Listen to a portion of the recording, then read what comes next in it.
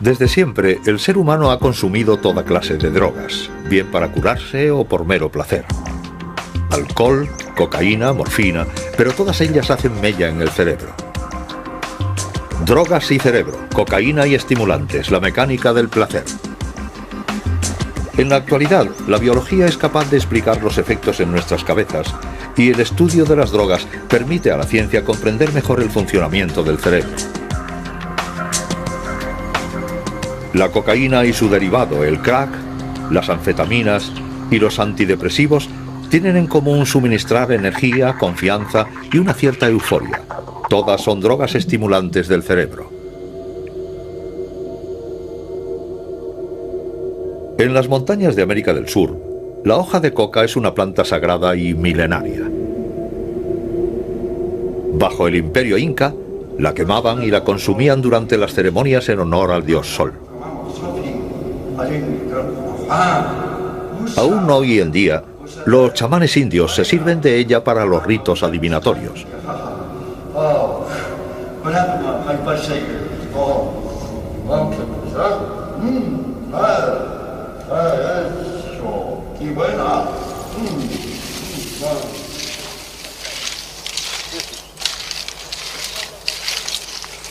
En Colombia, Bolivia y Perú, la mayor parte de los indígenas tradicionalmente mastican las hojas de coca como aporte de energía para resistir la fatiga y para eliminar la sensación de hambre.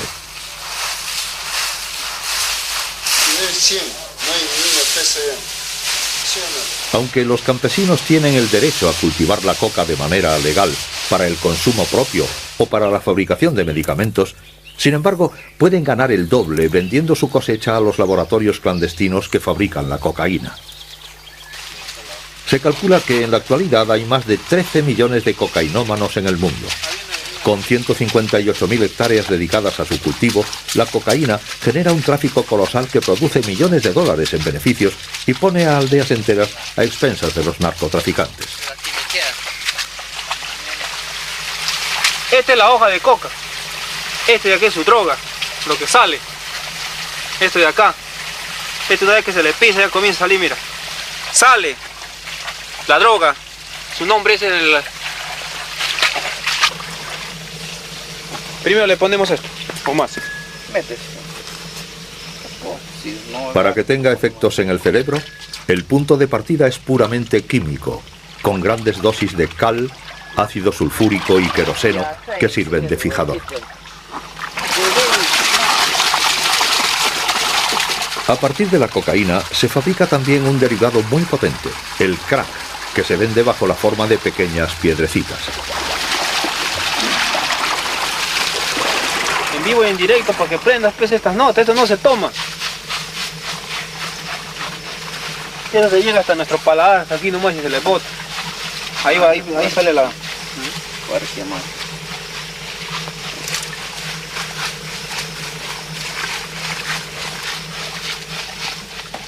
¿Has probado el palo? ¿Ve? Sí, siento para la cuchara tengo que... Ya lo ve.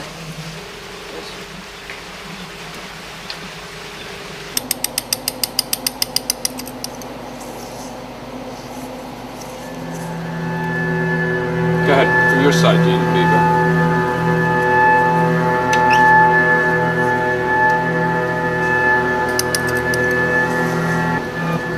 El Laboratorio Nacional de Brookhaven, cerca de Nueva York, es uno de los pocos lugares del mundo en donde investigadores como Jean-Jacques Wang pueden estudiar en tiempo real el cerebro humano bajo la acción de las drogas. Sabemos que la cocaína la usaban desde hace miles de años los indios de Sudamérica. La masticaban de la misma forma que el tabaco, lo cual no creaba dependencia. No era considerada una droga adictiva. Luego apareció el crack. Esnifada no provoca dependencia, pero fumada o inyectada en vena provoca una gran dependencia. Por tanto, el modo de administrársela y la velocidad con la que llega la cocaína al cerebro son lo que hacen a una persona dependiente.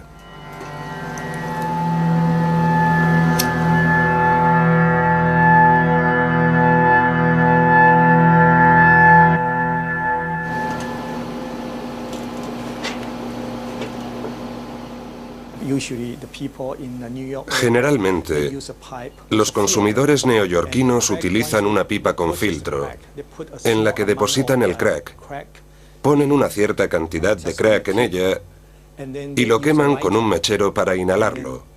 Retienen la respiración y lo exhalan. El humo del crack pasa a través de la boca, de ahí a los pulmones e inmediatamente al cerebro. En Brookhaven utilizan sobre todo la tomografía mediante la emisión de positones. Las radiaciones dibujan de forma virtual el cerebro para identificar las zonas activadas por las drogas. Aquí hemos podido demostrar que el crack invade ciertas regiones del cerebro mucho más rápido que la cocaína en polvo o inyectada, una velocidad que explica la temible intensidad de sus efectos. Estos trabajos están coordinados por Nora Volkov, una científica situada a la cabeza del organismo que supervisa cualquier investigación estadounidense acerca de las drogas. Estamos mostrando con la ayuda de la tecnología de la imagen, junto a otros investigadores y experimentos con animales, que las drogas, administradas repetidamente, perturban de manera fundamental la manera con la que trabaja el cerebro. Afecta especialmente a la motivación. La motivación que una persona siente por tomar esta droga se vuelve extremadamente intensa. Pero también afecta a zonas del cerebro que están implicadas en operaciones como la toma de decisiones, el raciocinio, la capacidad de controlar nuestros actos. Afecta también a los circuitos de la memoria. Y no solo a los circuitos que utilizamos para aprender una nueva lengua, sino también a aquellos implicados en recordar experiencias emocionales. Dentro de la cavidad craneal, el córtex es la parte más visible. Es donde residen nuestras facultades intelectuales. Bajo sus repliegues, en una zona oculta, se encuentra el área límbica que gobierna las emociones y las motivaciones. Y es aquí donde las drogas actúan. Para ello, todas las drogas piratean el sistema de comunicación del cerebro, pues nuestro cerebro se pasa la mayor parte del tiempo hablando consigo mismo. Su buen funcionamiento se basa en el diálogo incesante entre nuestros 100 millones de células nerviosas, las neuronas. Para hacer circular la información, las neuronas envían mensajeros químicos denominados neurotransmisores. Bien sea el dolor, el placer o el ritmo en el intercambio de información, los neurotransmisores regulan un equilibrio sutil y complejo del que dependen el conjunto de las funciones de nuestro organismo. Entre cada neurona existe un pequeño espacio en el que reina una intensa actividad. Es aquí, en la sinapsis, en donde actúan los neurotransmisores. Para hacer circular la información de una neurona a otra, se dirigen a sus receptores correspondientes. Estos mecanismos se dan en los seres humanos y en general en los mamíferos, incluidos los más pequeños. Nunca hubiéramos podido estudiar la acción de las drogas de no haber sido por las ratas y los ratones. Comparten un gran número de sus genes con nosotros y las drogas desencadenan las mismas tempestades en sus cerebros. De hecho, la humanidad entera tiene una deuda moral con estos pequeños animales.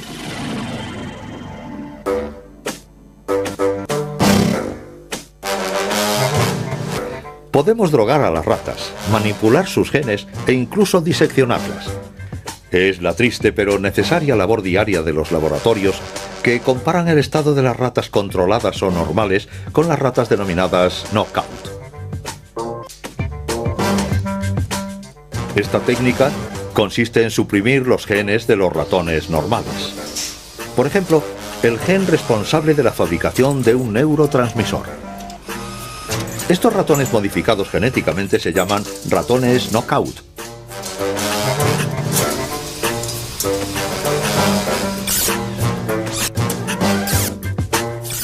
Al día de hoy conocemos una decena de neurotransmisores, pero hay uno que juega un papel fundamental en la sensación del placer y la atracción por las drogas. Es la conocida dopamina.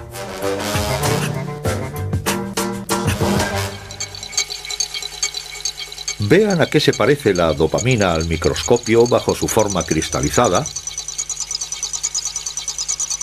y bajo la representación de un enlace químico. Una molécula microscópica de la que Bruno Giros estudia sus efectos destacados en el cerebro de los ratones normales y de los ratones knockout. Todas las drogas utilizadas por el hombre, la nicotina, el alcohol, los opiáceos, los cannabinoides, los estimulantes del cerebro, todas estas drogas tienen una cosa en común: liberan dopamina. Así pues, la dopamina es efectivamente el centro de sus circuitos de recompensa, por no decir de sus circuitos de placer. La dopamina es liberada igualmente a través del juego compulsivo, las actividades sexuales o la ingesta de alimento. Y son precisamente la actividad sexual y la ingesta de comida factores importantes en la liberación de la dopamina. Es decir, se trata de comportamientos de supervivencia, son indispensables para la continuidad de la especie. Las drogas no hacen sino minar estas actividades y van en cierto sentido a engañar al sistema, a aprovecharse de él. El cerebro en un principio no fue diseñado para depender de las drogas, sino que fue creado para activar sistemas de refuerzo que permitieran justamente la mencionada actividad sexual y la ingesta de alimento. Las drogas de una manera general van a engañar a estos sistemas y ocupar su lugar. Este experimento permite observar una de las funciones de la dopamina. En la caja de la derecha, un ratón normal.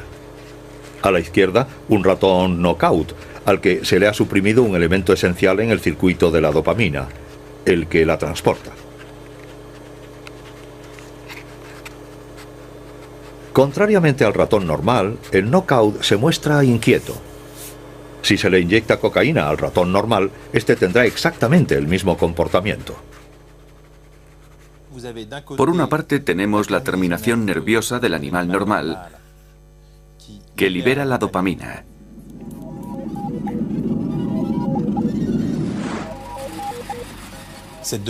La dopamina no va a tardar en instalarse en los receptores que están aquí en la célula receptora.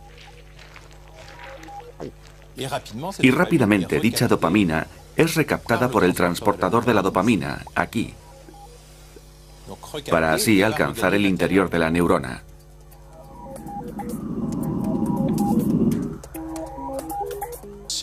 En el caso del ratón normal, al que le hemos inyectado cocaína, esta droga, un psicoestimulante como las anfetaminas, es una molécula que bloquea al transportador de la dopamina.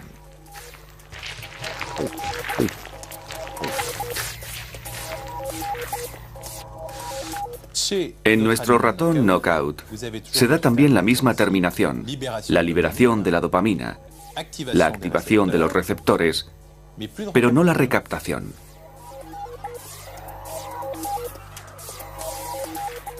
Por tanto, se liberan grandes cantidades de dopamina aquí en la sinapsis y toda esta dopamina activa a los receptores de manera muy importante. Aquí pueden ver esta hiperactividad.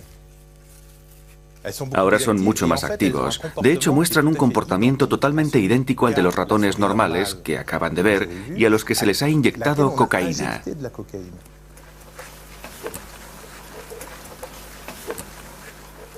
Una vez que hemos comprendido el sistema, ya podemos identificar los mecanismos con los que pondremos en juego una menor cantidad de dopamina a liberar, o lo contrario. A continuación lo compararemos con el ser humano, para así probar estas hipótesis con las moléculas que están a nuestra disposición o que van a ser desarrolladas en años venideros. Evidentemente, a nuestra cobaya no le podemos preguntar cómo le afecta a su psique, que es lo que buscamos en el hombre. Pero todo lo que hay detrás de estos problemas de pensamiento, toda la neurobiología, es estrictamente la misma. Es justo la expresión de esta neurobiología que, por ejemplo, en los ratones se mostrará en el movimiento y en el hombre en una gran actividad mental. Al observar estos mecanismos en los ratones de control y en los knockout, los investigadores identifican las innumerables funciones de la dopamina en nuestro cerebro. Y cuando cortan estos diminutos cerebros en láminas, atraviesan una primera etapa en el descubrimiento de nuevos medicamentos.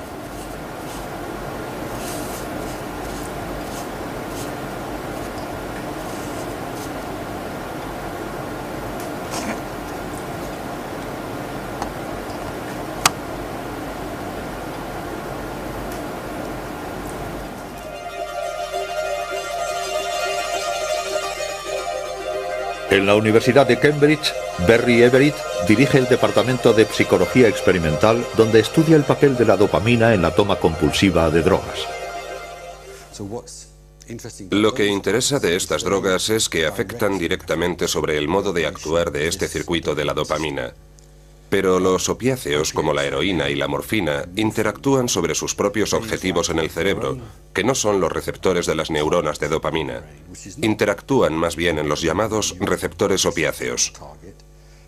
La nicotina, como su nombre indica, interactúa con el receptor nicotínico de la acetilcolina. El cannabis interactúa con el receptor cannabinoide. El alcohol interactúa con muchas cosas, y entre ellas están los receptores metilenodioxianfetamina y ácido gamma-aminobutírico. Así pues, cada tipo de droga tiene su propio objetivo químico en el cerebro. Y una de las grandes teorías que prevalecen para explicar por qué todas las drogas son adictivas, aunque ellas sean de diferente tipo, es que a través de sus diferentes zonas de acción primarias, su acción converge en el circuito de la dopamina. De una u otra forma, la dopamina acaba subiendo al cerebro.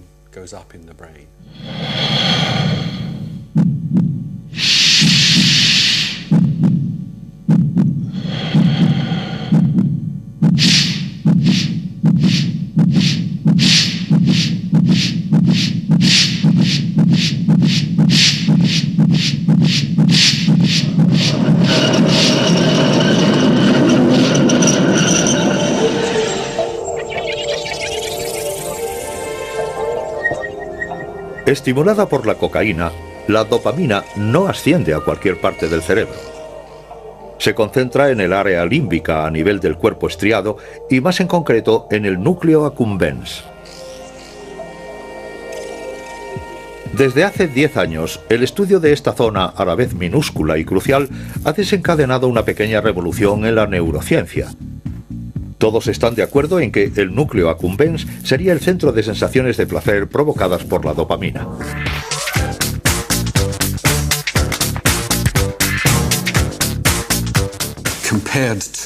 Comparada con otras fuentes de recompensas, y sobre todo con las sensaciones subjetivas de placer, como comer, beber o el sexo, es claro que lo que uno hace cuando lleva a cabo estas actividades es bastante diferente. Cada cual busca el objeto de su motivación. Busca comida, busca agua, se desea sexo. Entonces uno adopta un comportamiento particular, como comer, con todo lo que implica dicho acto. Se degusta, se traga, se ingiere y se libera glucosa. Y se cree que en un determinado punto de este proceso, quizá desde los primeros instantes en que nos llevamos la comida a la boca, cambiamos la actividad del circuito de la dopamina, y esto ha sido medido. Con las drogas no anhelamos ninguno de los que a menudo llamamos comportamientos de consumo, es decir, de llevarnos algo a la boca, degustarlo, masticarlo o incluso mantener una actividad sexual.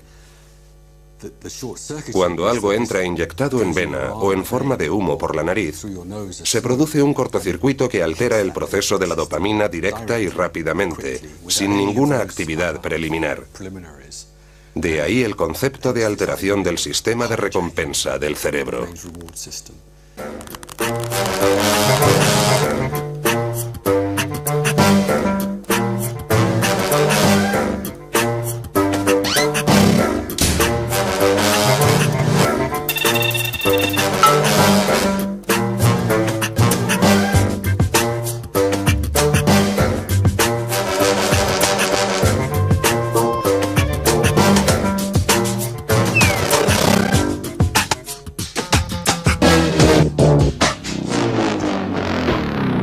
Bajo la acción de la cocaína, la dopamina permanece activa durante la sinapsis 300 veces más tiempo que en estado normal. Ciertos estudios demuestran que esta avalancha en el cerebro de los cocainómanos acaba dañando los receptores de la dopamina. Aun reparándose ellos solos, jamás recuperarán la eficacia inicial, incluso después de años de abstinencia. Los daños cerebrales que arrastra son cuadros depresivos y dificultades de concentración.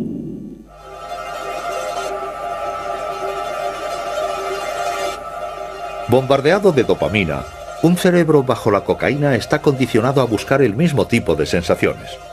Según el neurobiólogo Wolfram Schultz, es una señal de recompensa para el núcleo accumbens. El núcleo accumbens parece ser una estructura más activada por recompensas que el resto de los circuitos de la dopamina.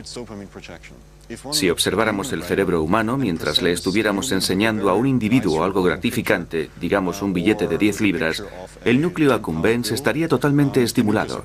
Y esto es debido a la activación del sistema de la dopamina que tiene como fin el núcleo accumbens. La recompensa estimula también al cuerpo estriado, pero un poco menos. Una recompensa puede ser una bebida, comida, un estímulo sensorial o visual. Puede ser también una buena melodía musical. No existe un órgano sensorial específico para la recompensa. La recompensa es definida por el comportamiento y tiene quizá 3 funciones mayores.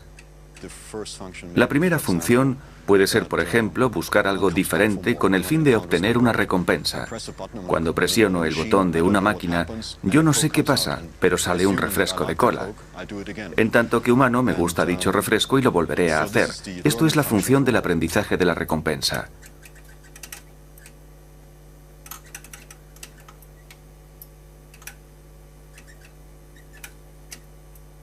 La segunda función es cuando uno encuentra una recompensa y la identifica como tal. Uno se aproxima, se dirige hacia ella, nos alejamos de los castigos y nos acercamos a las recompensas. Con esto podemos decir que nuestro comportamiento de acercamiento es la segunda función generada por la recompensa. Y la tercera función que muchos consideran como la más importante es la función emocional, es la que provoca la felicidad. El recibir una recompensa tiene propiedades hedonísticas, nos pone contentos, nos gusta y uno experimenta emociones positivas. Durante la última década del siglo XIX, cuando nació la cinematografía, fue cuando se descubrieron las propiedades hedonísticas de la cocaína. Largo tiempo vendida libremente, fue adoptada inmediatamente por los artistas, por las estrellas de Hollywood en ambientes nocturnos. La cocaína, como un medicamento milagro, fue incluso recomendada al principio por el mismísimo doctor Sigmund Freud. Pero la cocaína se consume sobre todo bajo la forma del célebre vino Mariani, entre cuyos clientes entusiastas se encuentran campeones deportivos, escritores famosos y hasta el Papa León XIII. La Coca-Cola contenía cocaína hasta 1903 y se comercializaba como un tonificador del cerebro y una bebida vigorizante.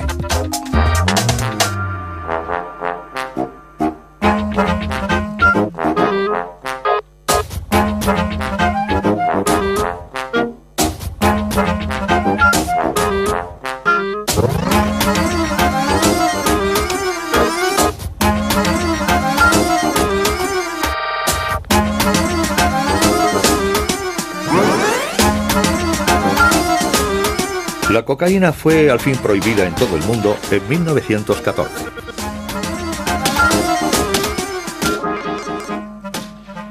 En tanto no pongas a nadie, a ninguna persona, en contacto con drogas adictivas, esa persona jamás será drogodependiente.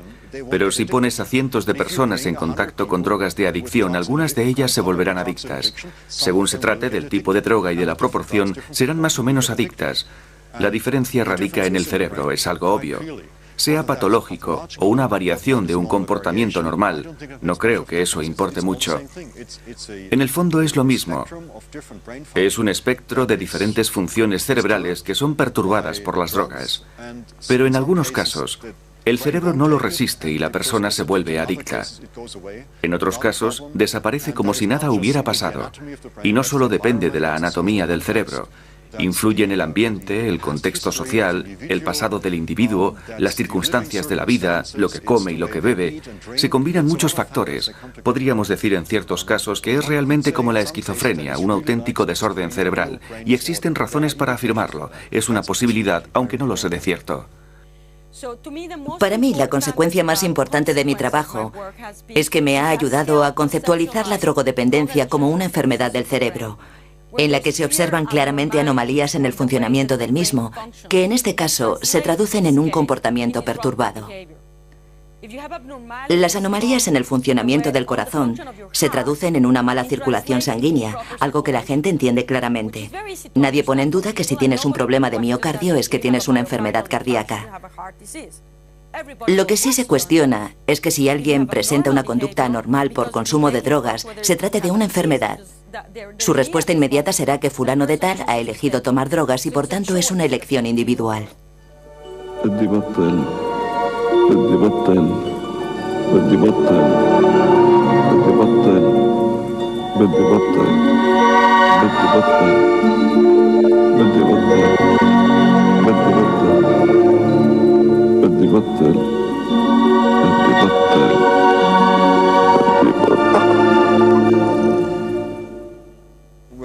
Bueno, creo que hay gente más cualificada que yo para dar una definición de la adicción. Pero si me preguntan mi opinión personal, para mí es un proceso de recompensa no controlado. Un proceso de recompensa que uno no puede controlar o que por alguna razón uno no quiere controlar, porque la recompensa es tan grande que sobrepasa a cualquier otra recompensa. En este caso aún sigue más o menos bajo control. Y por supuesto esto lleva a plantearnos hasta qué punto controlamos nuestras propias decisiones y acciones. Unas anomalías en los circuitos cerebrales podrían explicar por qué a ciertas personas les atraen las drogas. Incapaces de resistir a la tentación del placer, son esclavos de sus impulsos.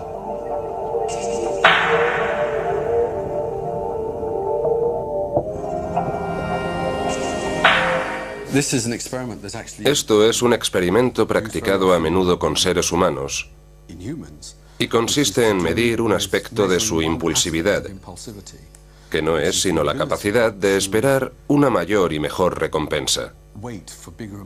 Es como cuando dices, ¿una galleta ahora o una tarta después? Al individuo le puedes dar a elegir entre una recompensa inmediata, como pueda ser dinero, o una recompensa posterior, aunque mayor. Pero algunos individuos con un cierto grado de impulsividad buscan una gratificación inmediata. Son incapaces de esperar una recompensa mayor y mejor. No sabemos mucho a un nivel neurobiológico, pero parece que los daños en el núcleo accumbens favorecen la impulsividad en este tipo de situación. Los individuos con el núcleo accumbens dañado no pueden esperar recompensas más importantes a largo plazo. Estos desarreglos en el circuito de la dopamina pueden dar lugar a verdaderas enfermedades. En este chico agresivo, filmado en los años 70, los médicos, sin duda, identificaron un problema deficitario de la atención junto a un exceso de actividad. Más conocido con el nombre de hiperactividad, este desorden se traduce en agresividad, una fuerte impulsividad e incapacidad para concentrarse.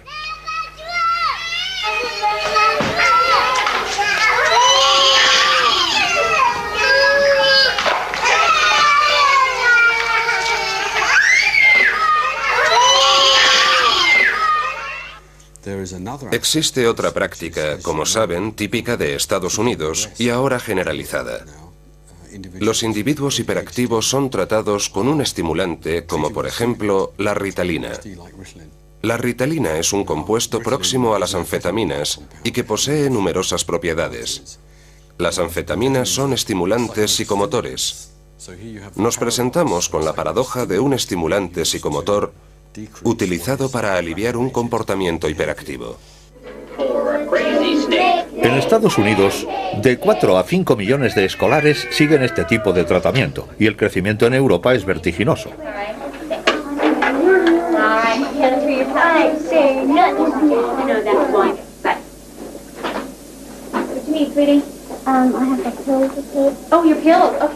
En el cerebro, medicamentos como la ritalina mantienen una tasa elevada de dopamina bloqueando su recaptación. Un modus operandi comparable al de la cocaína.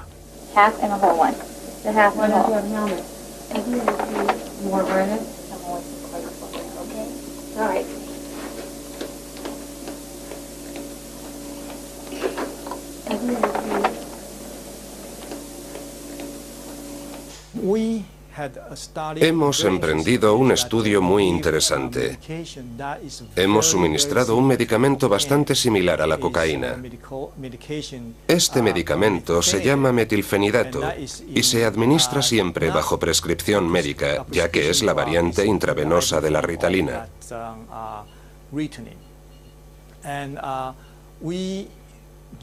Se la administramos a un grupo de cocainómanos y nos encontramos con que a la mayoría de ellos les gustaba.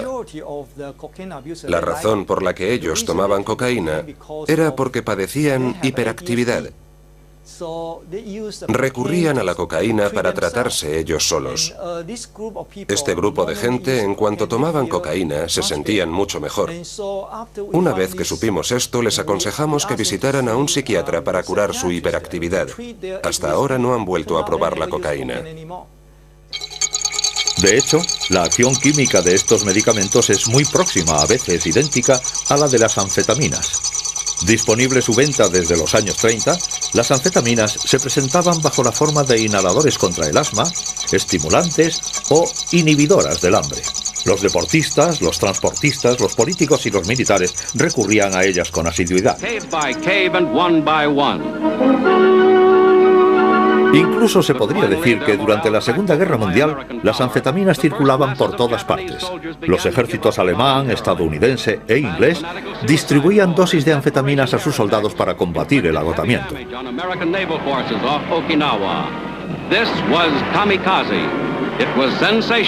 La inconsciencia de los kamikazes japoneses se explica en parte por su gran consumo de anfetaminas. Tras la derrota de Japón, los stocks quedaron a libre disposición del mercado y la adicción a las anfetaminas se convirtió en un grave problema en el Japón de la posguerra.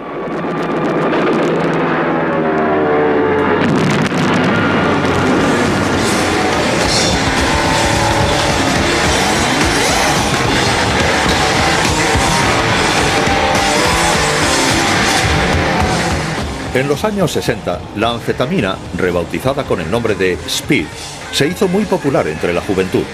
Bajo esta sustancia, los Who cantaban My Generation antes de romper sus instrumentos al acabar cada concierto.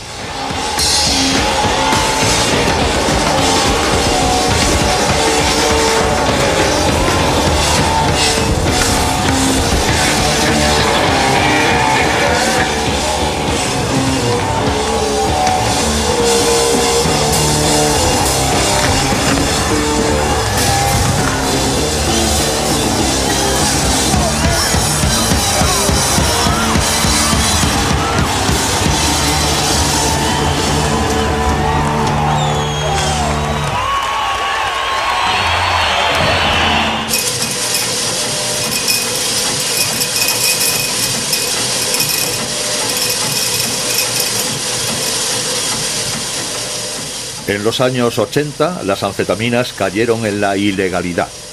Pero 26 millones de personas en todo el mundo, 3 millones de ellas japonesas, continúan consumiéndolas. A diferencia de la anfetamina ordinaria, productos como la Ritalina, administrada a los niños, actúan más lentamente y durante más tiempo. ¿Resultado? Disminución de la euforia en pro de una mejor capacidad de concentración. La duda es el futuro de esos niños sometidos a estimulantes. Algunos piensan que corren el riesgo de desarrollar a largo plazo una atracción por las drogas. Ha habido varios estudios para ver si a los niños a esta edad vulnerable de desarrollo del cerebro, suministrarles un estimulante psicomotor sometería sus mecanismos cerebrales a una futura adicción. Yo diría que las informaciones obtenidas son ambiguas. Varios estudios sugieren un aumento del predominio de la vulnerabilidad en los individuos cuya hiperactividad ha sido tratada con Ritalina. Otros estudios han demostrado lo contrario. Por tanto, creo que no es nada fácil. Es difícil de explicar. El número de pacientes tratados de hiperactividad es realmente considerable, pero nada en comparación con los 300 millones de consumidores de otro tipo de psicoestimulantes recetados por los médicos, los antidepresivos.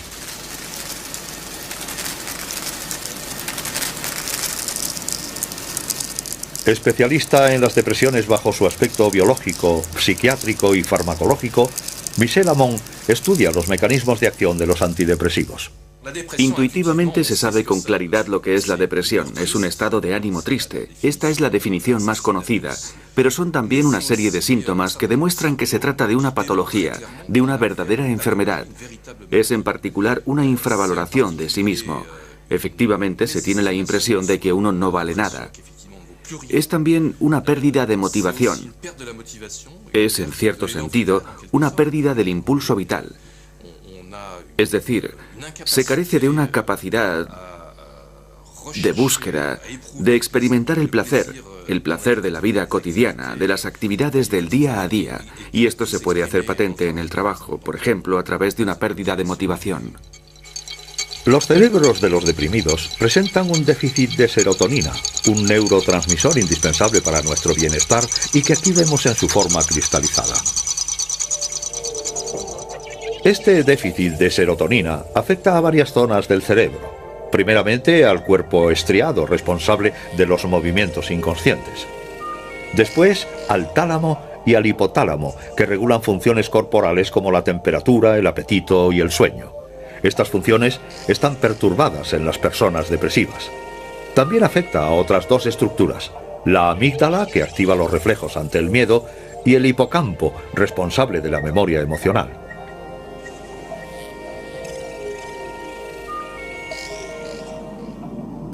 Los antidepresivos utilizados actúan sobre la serotonina como los psicoestimulantes sobre la dopamina.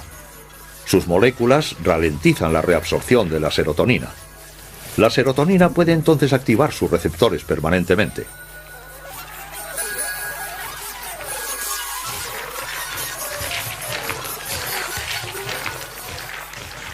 Conocemos los objetivos de los antidepresivos. Son unos neuromediadores denominados monoaminas.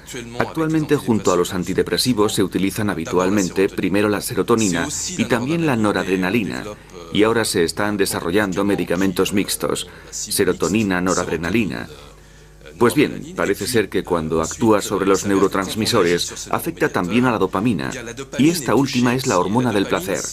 Además, es la capacidad de búsqueda, de sentir placer, lo que pierden los individuos depresivos. Pero esto no quiere decir que solo las neuronas que contienen serotonina son las que se activan.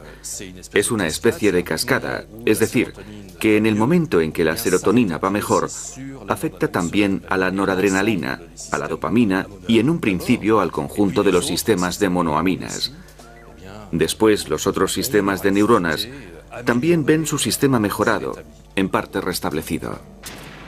Michel Ammon trabaja sobre las moléculas que no solamente tienen que ver con los síntomas de la depresión, sino también con su causa directa, el estrés.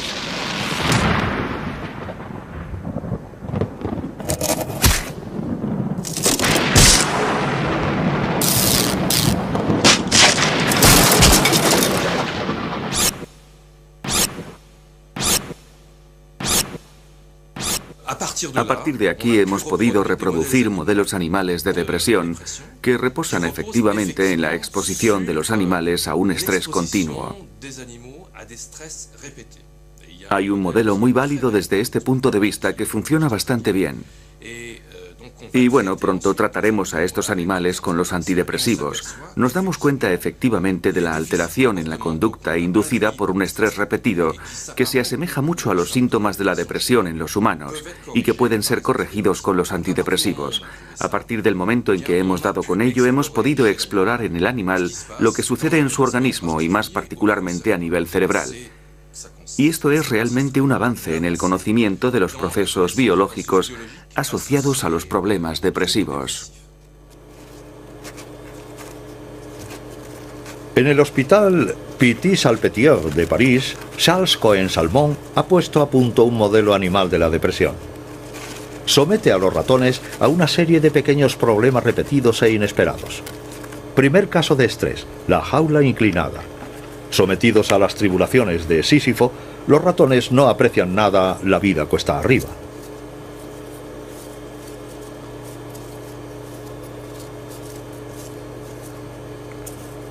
Segundo caso, la cama mojada. Los ratones deben prescindir de las ventajas de un nido confortable para afrontar los tormentos de una siesta húmeda.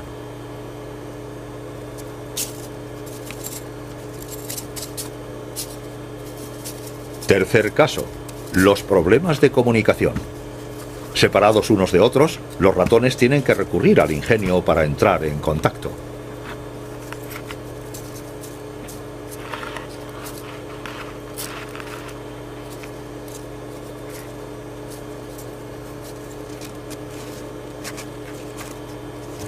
El factor estrés altera el funcionamiento del cerebro y puede hacer caer a estos roedores en un estado depresivo.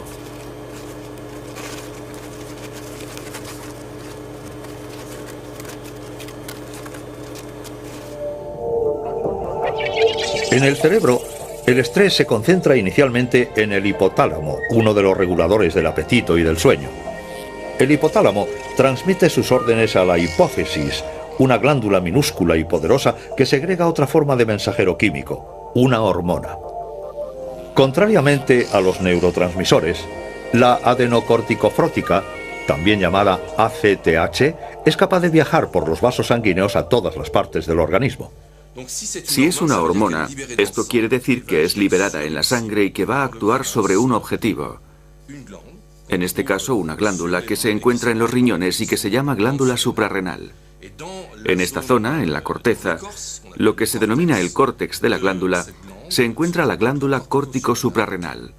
La ACTH actúa sobre las células a este nivel. Activa las células y estas últimas van a liberar lo que se denomina cortisol. Es una de las hormonas, yo diría la principal, que permite al organismo reaccionar ante el estrés.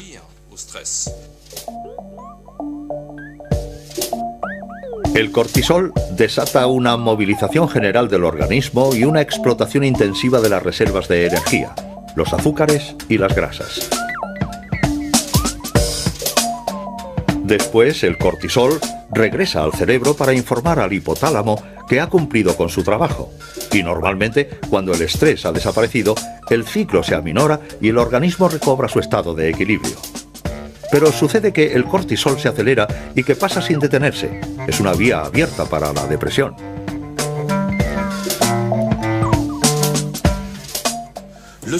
El sujeto depresivo es un individuo cuyo sistema de estrés, de reacción al estrés, está constantemente activo.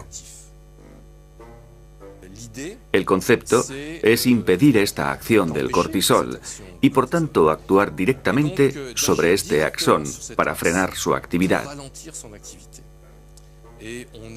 Existen productos que funcionan muy bien sobre los animales y que impiden la actividad excesiva de este axón.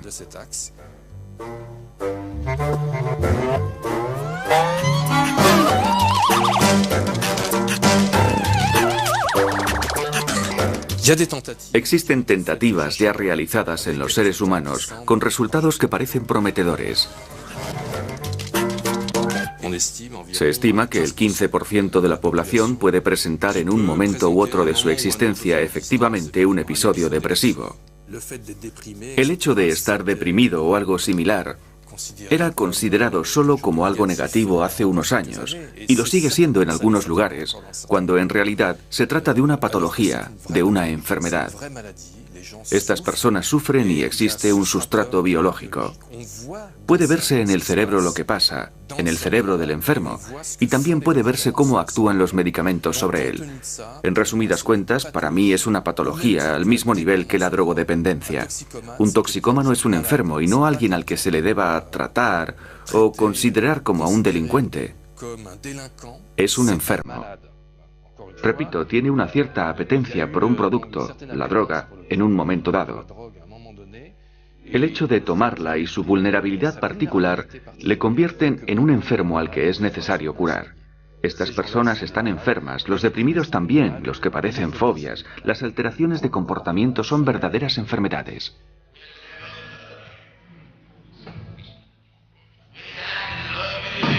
En todo el mundo, los gobiernos multiplican las campañas de prevención contra la cocaína. Pero todo se ha dicho sin gran efecto.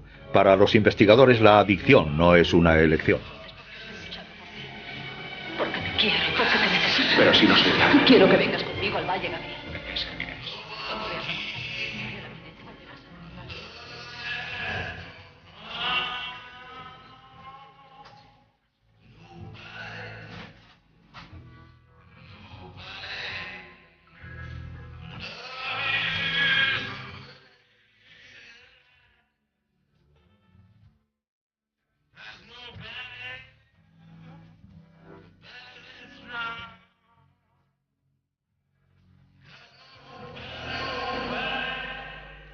Inicialmente hay una elección, aunque lo digo entre comillas, porque la adicción empieza realmente durante la adolescencia y a veces antes. Cuando los jóvenes están expuestos a las drogas, es en un contexto de grupo y de presión. Muy a menudo no eligen porque quieran tomar la droga, sino porque desean formar parte de un grupo, lo cual es una respuesta neurobiológica normal durante la pubertad. Quieren caer bien, ser apreciados por sus colegas, están influidos por la interacción del grupo. Digamos que deciden probar la droga sin tener en cuenta estos factores. Algunos de ellos lo harán, la probarán, no les gustará y se acabó. Otros se engancharán a ella. Sin embargo, estos eligieron probar la droga, no convertirse en adictos. Es justo como el que se fuma un cigarrillo. Él ha elegido fumárselo, pero no desarrollar un cáncer de pulmón. Exactamente el mismo proceso.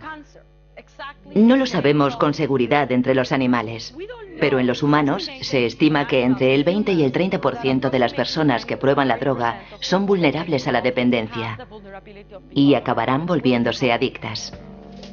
¿Es la toxicomanía una verdadera enfermedad del cerebro? ¿Nuestra voluntad y el control de nuestras pulsiones dependen del equilibrio interno de nuestro cerebro? Una de las cualidades más apreciadas del comportamiento humano es el control de la voluntad.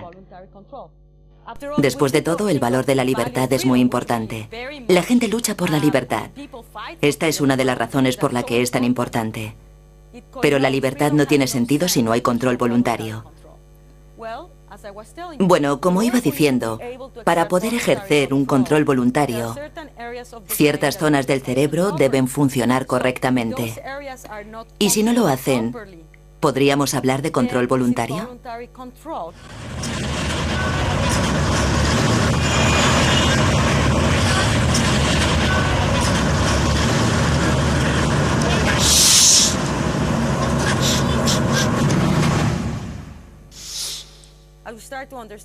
Lo que estamos empezando a comprender es que cuestiones fundamentales respecto a lo que constituye el comportamiento voluntario se hacen cada vez más evidentes.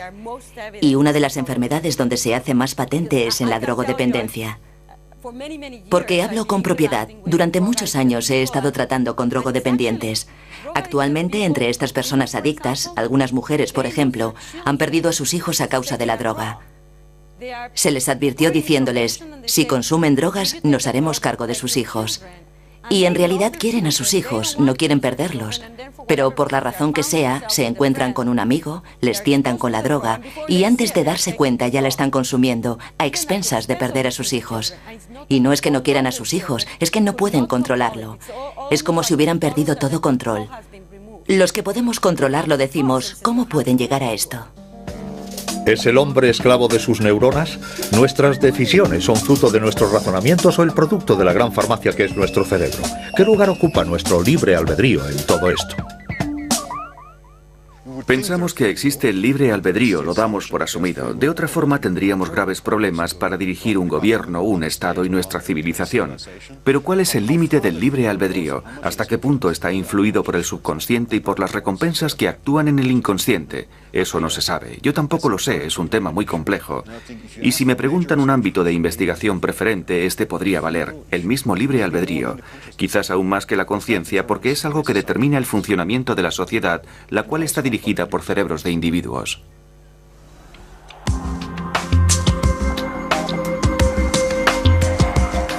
En lucha contra sus pulsiones, desestabilizado por su farmacia interior, ¿el hombre sería un juguete de su cocina cerebral? Ya nadie puede ignorar hasta qué punto la química cerebral conforma un equilibrio sutil capaz de influir en nuestro comportamiento y particularmente en nuestra actitud frente a las drogas. Las alteraciones en la química del cerebro permiten retomar los orígenes de los problemas psíquicos. Los antidepresivos corrigen anomalías perfectamente observables en el cerebro de los depresivos. Los trabajos de los científicos se comprometen ahora en cambiar la actitud de la sociedad ante verdaderas enfermedades como son la depresión y la toxicomanía.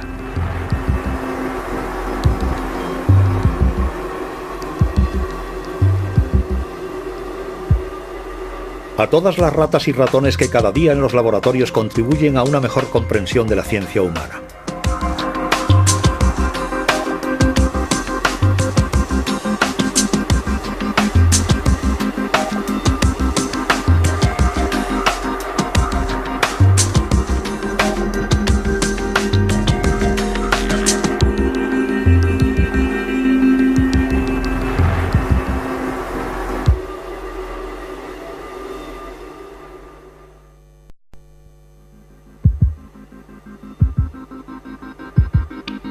Desde siempre, el ser humano ha consumido toda clase de drogas, bien para curarse o por mero placer. Alcohol, cocaína, morfina, pero todas ellas hacen mella en el cerebro. Drogas y cerebro, cocaína y estimulantes, la mecánica del placer. En la actualidad, la biología es capaz de explicar los efectos en nuestras cabezas y el estudio de las drogas permite a la ciencia comprender mejor el funcionamiento del cerebro. La cocaína y su derivado, el crack, las anfetaminas y los antidepresivos tienen en común suministrar energía, confianza y una cierta euforia. Todas son drogas estimulantes del cerebro. En las montañas de América del Sur, la hoja de coca es una planta sagrada y milenaria. Bajo el imperio inca, la quemaban y la consumían durante las ceremonias en honor al dios Sol. Aún hoy en día, los chamanes indios se sirven de ella para los ritos adivinatorios.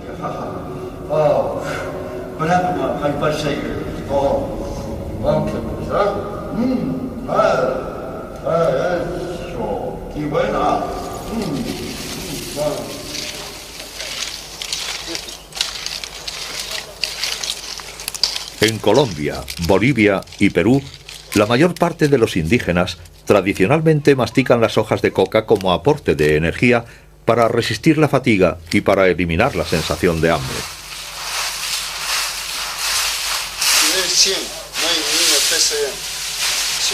Aunque los campesinos tienen el derecho a cultivar la coca, Go ahead, from your side, Gene. There you go.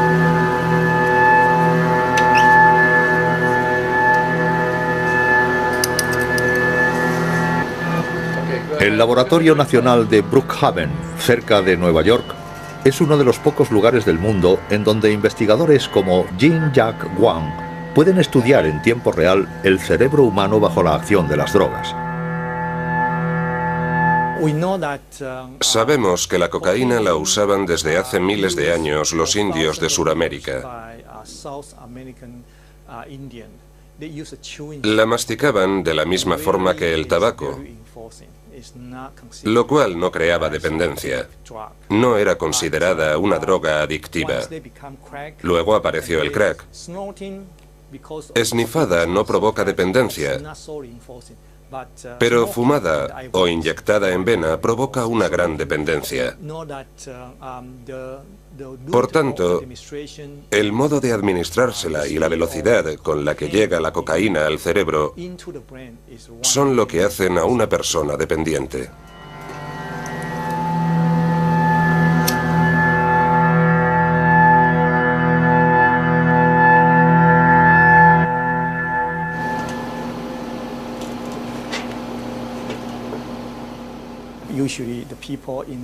Generalmente, los consumidores neoyorquinos utilizan una pipa con filtro, en la que depositan el crack, ponen una cierta cantidad de crack en ella y lo queman con un mechero para inhalarlo, retienen la respiración y lo exhalan.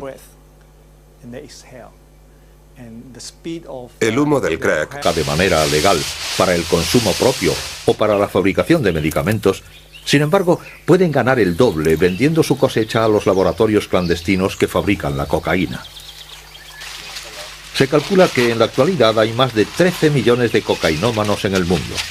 Con 158.000 hectáreas dedicadas a su cultivo, la cocaína genera un tráfico colosal que produce millones de dólares en beneficios y pone a aldeas enteras a expensas de los narcotraficantes. Esta es la hoja de coca. Esto de aquí es su droga, lo que sale. Esto de acá. Esto una vez que se le pisa ya comienza a salir, mira. Sale la droga. Su nombre es el... Primero le ponemos esto, o más.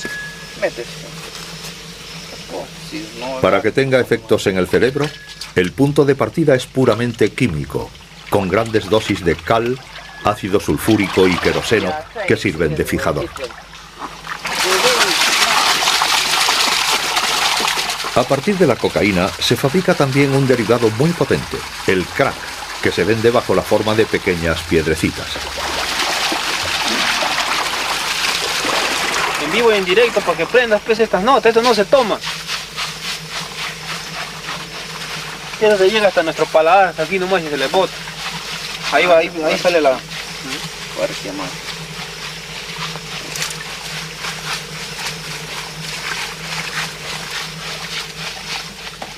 ¿Has probado el palo?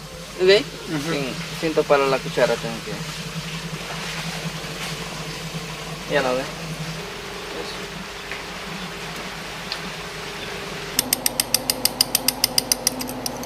Pasa a través de la boca, de ahí a los pulmones e inmediatamente al cerebro.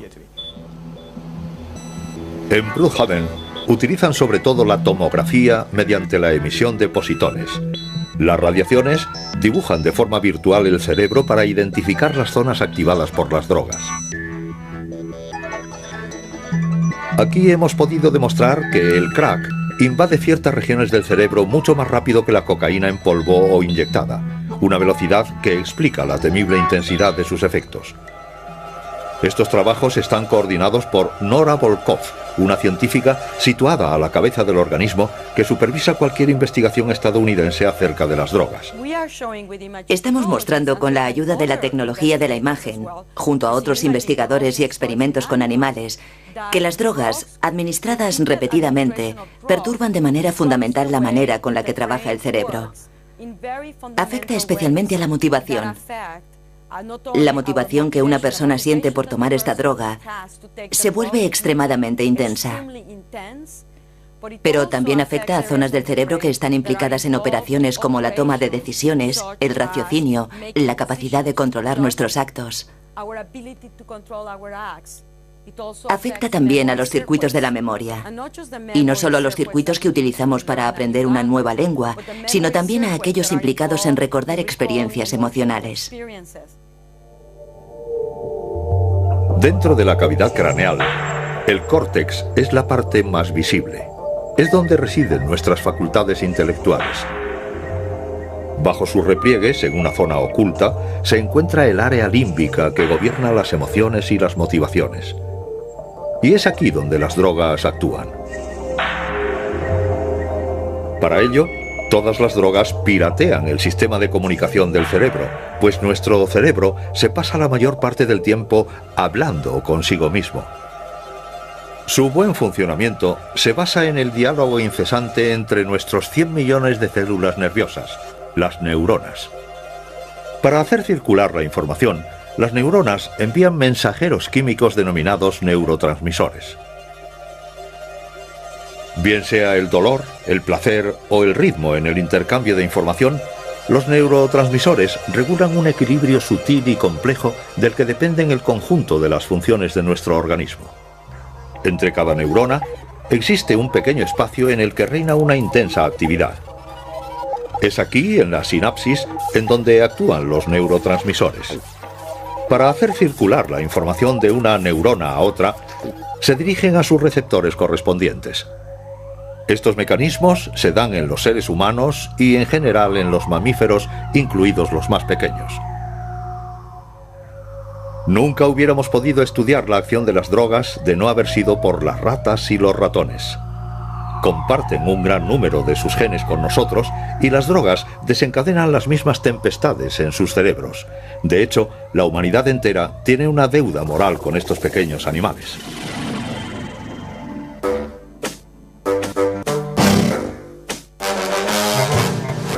Podemos drogar a las ratas, manipular sus genes e incluso diseccionarlas. Es la triste pero necesaria labor diaria de los laboratorios que comparan el estado de las ratas controladas o normales con las ratas denominadas knockout. Esta técnica consiste en suprimir los genes de los ratones